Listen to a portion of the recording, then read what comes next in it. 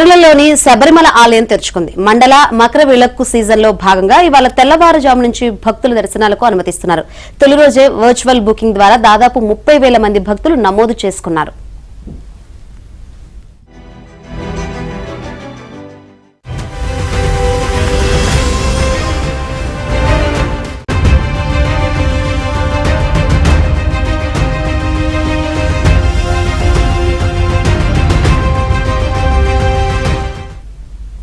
మండల సీజన్ ఇవాళ నుంచి డిసెంబర్ 26 వరకు కొనసాగుతుంది. డిసెంబర్ 30 నుంచి మొదలయ్యే మకర విళక్కు జనవరి 20, 2025 వరకు కొనసాగుతుంది. నిత్యం 18 గంటల పాటు దర్శనాలకు అనుమతిస్తారు.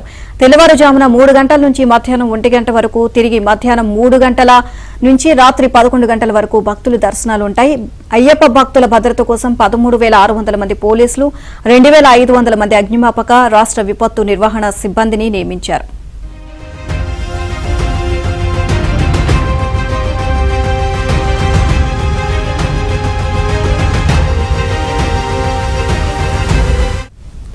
ఇక శబరిమల అయ్యప్ప దర్శనాలకు వచ్చే భక్తుల కోసం భారత వాతావరణ శాఖ మొట్టమొదటిసారిగా కీలక నిర్ణయం తీసుకుంది.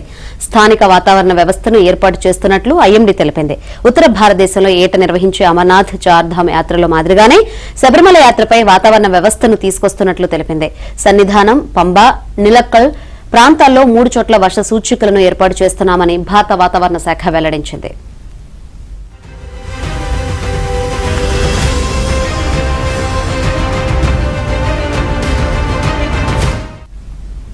గత ఏడాది అయ్యప్ప దర్శనాల కోసం శబరిమలకు వచ్చిన భక్తులకు ఏర్పడ్డ పరిస్థితిని దృష్టిలో ఉంచుకుని ట్రావెన్కోర్ దేవస్వం బోర్డు కీలక నిర్ణయం తీసుకుంది. రోజుకు 80,000 మంది భక్తులకు అయ్యప్ప దర్శనాలు కల్పించాలని నిర్ణయం తీసుకుంది.